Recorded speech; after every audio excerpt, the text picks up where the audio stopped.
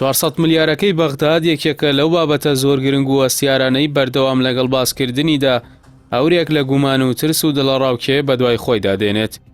بەنەهاتن یان دواکەوتنی 400 ملیارەکە لە بەغداوە پەیوەندیەکانی هەرێم و ناوەندە ئاڵۆز دەبن و زنجیرەیەک هێرشی ئەعلامی و تۆمەتی نەتەوەیی و بەیاننامەی جۆرا و جۆر لە هەرێمەوە ڕوو لە عێراق و کاربەدەستانی دەکەن. کاتێکیش بۆ ڕێکەوتنی دووقۆڵی و حیزبی و خاترگرتن سەرۆک وەزیرانی عێراق 400 ملیارەکە دەنێرێت، دەیان پاڵەوان هەڵدەتۆقێن کە هاتنی ئەو 400 ملیارە دەکەنە دەستکەوتی خۆیان و هەر کەسێک ڕۆژێ لە ڕۆژان سەردانێکی بەغدادی کردبێت یان تەلەفۆنێکی کردبێت خۆی دەکاتە خاوەنی. وەک دەوترێتە عێراق شوێنی دزینی داهات و هەرێمی شوێنی سپیکردنەوەی دزیەکانە. 400 ملیارەکەش تەنها هەواڵی گەیشتنەکەی بۆ هاوڵاتیانی هەرێمە و دوای ئەوە کە سۆراغی نازانێت.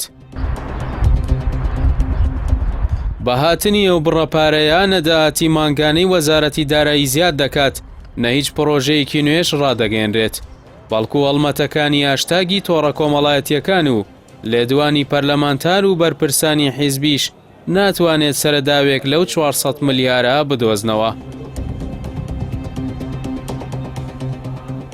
دوای بڕیارێکی دادگای فیدراڵی عێراق بۆ نادەستوری بوون و ناردنی پارە لەلایەن بەغداوە بۆ هەرێمی کوردستان، یەکەمین گوژمەی دیکەی 400 ملیارەکە ئەم جارە بە ناوی قەرزەوە گەیشتە هەرێمی کوردستان و لە 11ی ئەم مانگەدا ئەو بڕەپارەیە خرایە سەر هەژماری بانکی وەزارەتی دارایی و ئابووری هەرێم و ڕۆژێک دواتر وەزیری دارایی و ئابووری حکوومەتی ماوە بە سەرچووی هەرێم لە لێدوانێکی ڕۆژنامەوانی داوتی 400 ملیارەکە تەنها بۆ موچە هاتووە و بۆ هیچ بابەتێکی تر خەرج ناکرێت.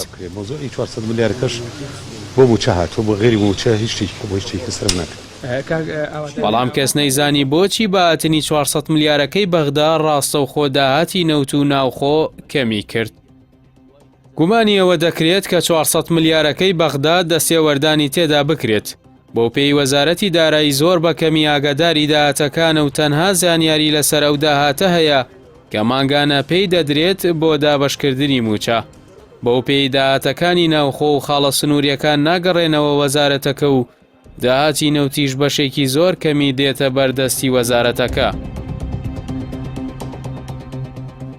گومانەکان لەوەوە سەرچاوەیان گرتووە کە داهاتی ئەو نەوتەی عێراقی کردووەتە خاوەنی گەورەترین و زەبەلاحترین بودجەی ساڵانە لە هەرێم حکوومەتی ماوە بە سەرچووی ناچار کردووە قەرز بکات بۆ پێدانی موچە.